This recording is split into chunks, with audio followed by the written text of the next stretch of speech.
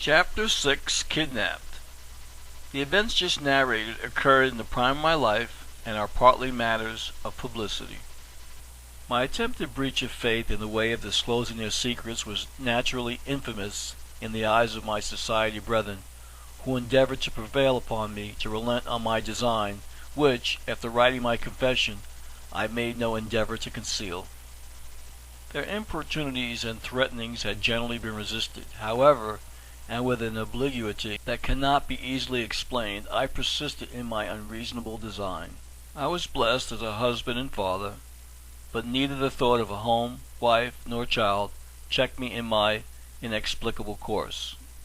I was certainly irresponsible, perhaps a monomaniac, and yet on the subject in which I was absorbed, I preserved my mental equipoise and knowingly followed a course that finally brought me into the deepest slough of trouble and lost to me forever all that man loves most dearly. An overruling spirit, perhaps the shade of one of the old alchemists, possessed me, and in the face of obstacles that would have caused most men to reflect and retrace their steps, I madly rushed onward.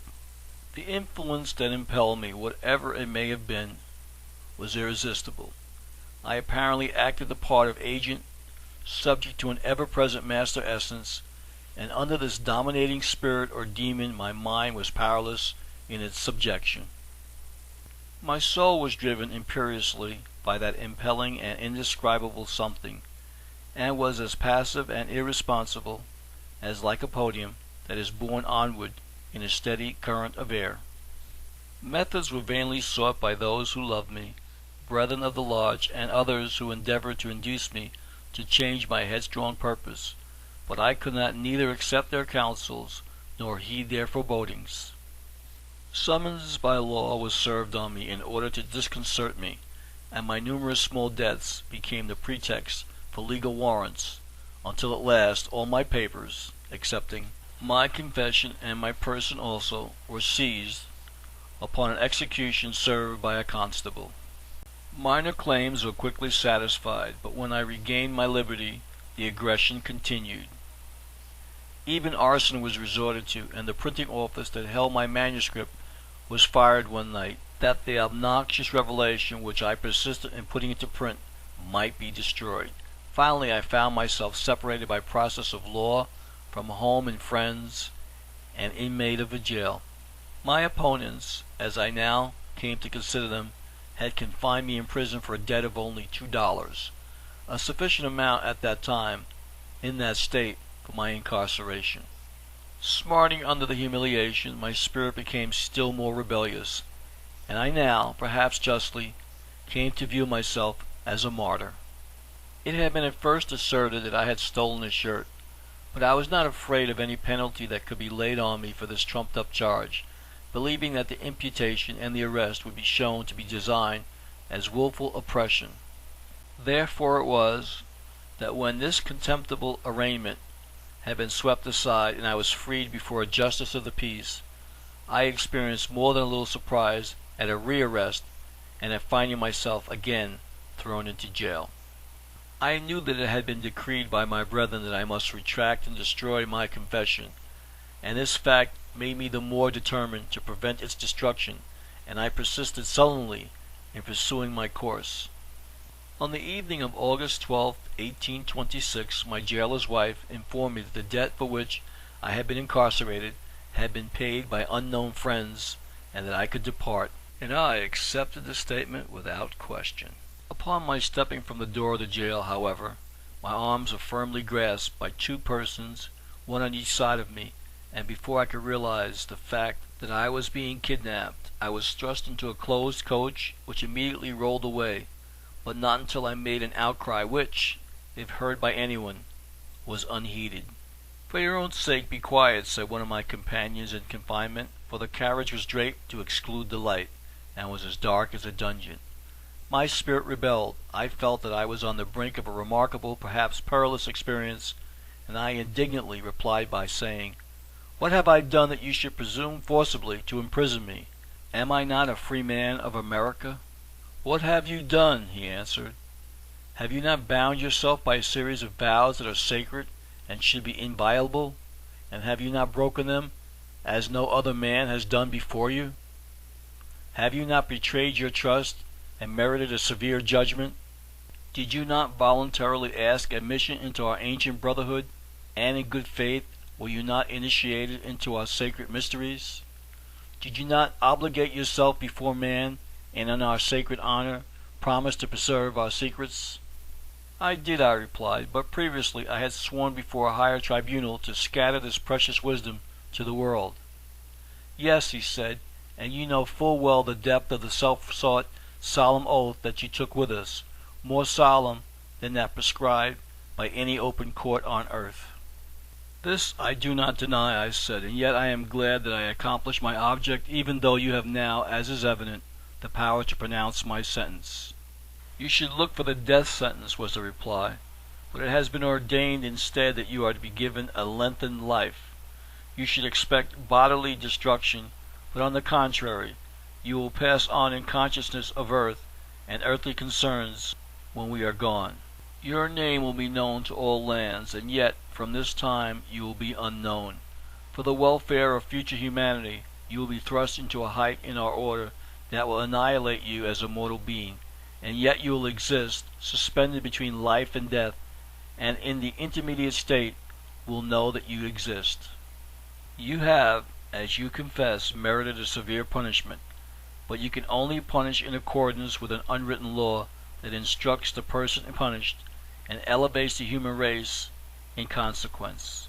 You stand alone among mortals in that you have openly attempted to give broadly to those who have not earned it our most sacred property, a property that did not belong to you, property that you have only been permitted to handle, that has been handed from man to man from before the time of Solomon, and which belongs to no one man, and will continue to pass in this way from one to another as a hallowed trust until there are no men, as men now exist, to receive it. You will soon go into the shadows of darkness and will learn many of the mysteries of life, the undeveloped mysteries that are withheld from your fellows, by which you, who have been so presumptuous and anxious for knowledge, are destined to possess and solve. You will find secrets that man, as man is now constituted, can now not yet discover, and yet which the future man must gain and be instructed in. As you have sowed, so shall you reap. You wish to become a distributor of knowledge. You shall now be bodily trial and mental suffering obtain unsought knowledge to distribute, and in time to come you will be commanded to make your discoveries known. As your pathway is surely laid out, so must you walk. It is ordained to rebel is useless.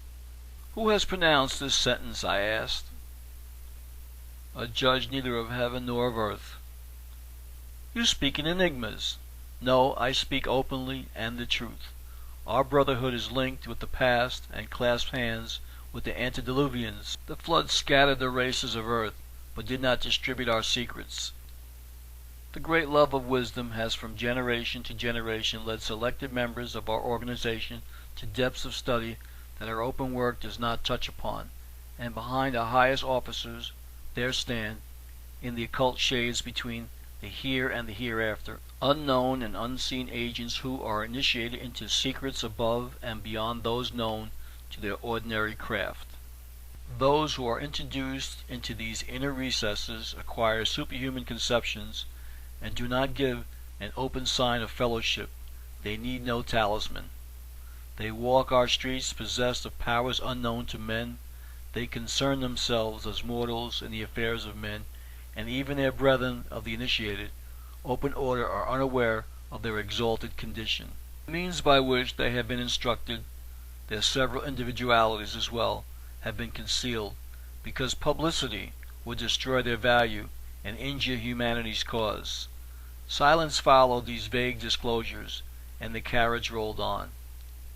I was mystified and alarmed, and yet I knew that whatever might be the end of this nocturnal ride, I had invited it, yes, merited it, and I steeled myself to hear the sentence of my judges, in whose hands I was powerless. The persons on the seat opposite me continued their conversation in low tones, audible only to themselves. An individual by my side neither moved nor spoke. There were 4 of us in the carriage, as I learned intuitively, although we were surrounded by utter darkness. At length I addressed the companion beside me, for the silence was unbearable. Friend or enemy, though he might be, anything rather than this long silence. How long shall we continue in this carriage? He made no reply.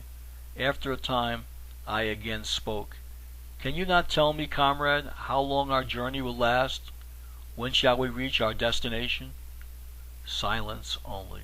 Putting out my hand, I ventured to touch my mate, and found that he was tightly strapped, bound upright to the seat and the back of the carriage. Leather thongs held him firmly in position, and as I pondered over the mystery, I thought to myself, if I make a disturbance, they will not hesitate to manacle me as securely. My custodians seemed, however, not to exercise a guard over me, and yet I felt that they were certain of my inability to escape. If the man on the seat was a prisoner, why was he so reticent? Why did he not answer my questions? I came to the conclusion he must be gagged as well as bound. Then I determined to find out if this were so. I began to realize more forcibly that a terrible sentence must have been meted out, and I half hoped that I could get from my partner in captivity some information regarding our destination. Sliding my hand cautiously along his chest and under his chin, I intended to remove the gag from his mouth, when I felt my flesh creep, for it came in contact with the cold, rigid flesh of a corpse. The man was dead and stiff.